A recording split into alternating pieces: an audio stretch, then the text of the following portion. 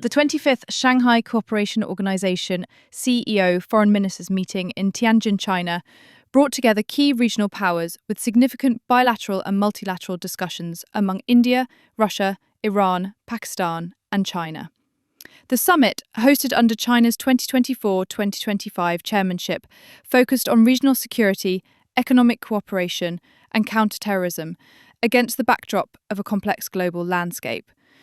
The foreign ministers, including India's Dr. S. Jaishankar, Russia's Sergei Lavrov, Iran's Saeed Abbas Araghchi, Pakistan's Mohammad Ishaq Dar, and China's Wang Yi, engaged in high-level talks, culminating in a symbolic family photo with Chinese President Xi Jinping.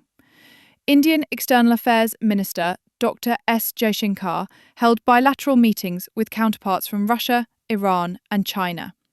With Russia's Lavrov, Jaishankar reviewed bilateral cooperation and discussed global developments, particularly in West Asia, emphasizing India's commitment to deepening ties with Moscow.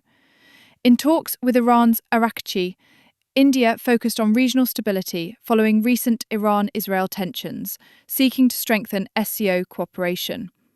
Jaishankar's meeting with China's Wang Yi addressed ongoing border issues along the line of actual control, LAC, with both sides stressing the need for disengagement to restore peace.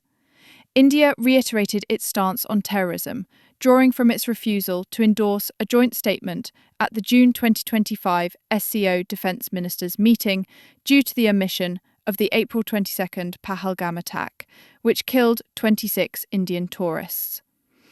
Jaishankar conveyed greetings from President Draupadi Murmu and Prime Minister Narendra Modi to Xi Jinping, underscoring India's role in fostering a multipolar world through the SCO. Russian Foreign Minister Sergei Lavrov, representing a key SCO founder, emphasized the organization's role in promoting a fair, multipolar world order. In bilateral talks with Pakistan's Ishaq Dar, Lavrov discussed enhancing Russia-Pakistan cooperation in trade, energy, and security, while addressing regional challenges. Russia sees the SCO as a platform to counter Western influence, particularly amidst its ongoing conflict in Ukraine and sanctions. Lavrov praised China's chairmanship and supported initiatives to strengthen the SCO's mechanisms against security threats, aligning with President Putin's vision of the SCO as a counterweight to NATO. Iranian Foreign Minister Saeed Abbas Araghchi, representing the SCO's newest member, sought to bolster ties with Russia and China to counter recent tensions with Israel following a 12-day air conflict. In a Telegram post, Araghchi highlighted productive discussions with Lavrov and Wang Yi, focusing on Iran's integration into the SCO and support for its regional security initiatives. Iran's participation reflects its aim to leverage the SCO to mitigate Western sanctions and enhance economic ties, particularly through energy cooperation via the SCO Energy Club. Araghchi's meeting with Jaishankar explored mutual interests in regional stability and connectivity projects. Pakistan's Deputy Prime Minister and Foreign Minister Mohammad Ishaq Dar emphasized maintaining a stable regional equilibrium while indirectly criticizing India's military actions following the Pahalgam attack. At the summit, Dar signed SCO documents on behalf of Pakistan, reinforcing its commitment to the organization's goals.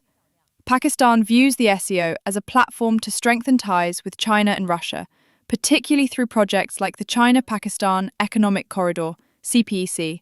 Dar's remarks at the summit highlighted Pakistan's rejection of unilateral force, reflecting tensions with India over terrorism narratives. Pakistan's hosting of the October 2024 SCO summit showcased its diplomatic efforts despite internal security challenges like the Balochistan insurgency. As the host and current SCO chair, China, led by Foreign Minister Wang Yi and President Xi Jinping, positioned the summit as a demonstration of its growing regional influence. She urged SCO members to enhance mechanisms to counter security threats and build a solid security barrier, framing the organization as a counterweight to Western-led blocs like NATO. Wang Yi briefed ministers on China's progress in advancing SCO cooperation since assuming the presidency in July 2024. China emphasized economic initiatives, including a proposed meeting of the SCO Special Working Group on Electronic Commerce in 2025, and promoted projects like the Central Asia-China gas pipeline under the Belt and Road Initiative, BRI, which India has consistently opposed. China's hosting of the summit in Tianjin, a key naval hub, underscored its strategic ambitions. The SCO, comprising 10 member states, China, Russia, India, Iran, Pakistan, Kazakhstan, Kyrgyzstan, Tajikistan, Uzbekistan, and Belarus, represents 40% of the global population and 80% of the Eurasian landmass. The Tianjin summit saw ministers approve the SCO budget for 2025 and discuss implementing decisions from the July 2024 Astana summit, including strategies to combat terrorism, separatism, and extremism. The family photo with Xi Jinping symbolized unity. Their underlying tensions, particularly between India and Pakistan, persisted. India-Pakistan rivalry continues to challenge SCO consensus, as seen in India's refusal to sign a joint statement in June 2025 over terrorism concerns. China and Russia, as SCO founders, push for deeper integration with proposals for a single SCO currency and enhanced customs cooperation to strengthen logistics chains. However, the organization's consensus-based decision-making often leads to deadlocks, with India's strategic autonomy and concerns over China's BRI creating friction. The SCO's regional anti-terrorist structure, or RATS, remains a key platform for India and others to address security threats, though bilateral disputes like those between India and Pakistan limit its effectiveness. Looking ahead, the Tianjin summit underscored the SCO's role as a platform for dialogue amid global unrest, with members navigating complex bilateral ties and shared goals of regional stability. While China and Russia advocate for a multipolar world, India balances its SCO engagement with its Quad partnerships, and Pakistan and Iran seek to counter Western influence.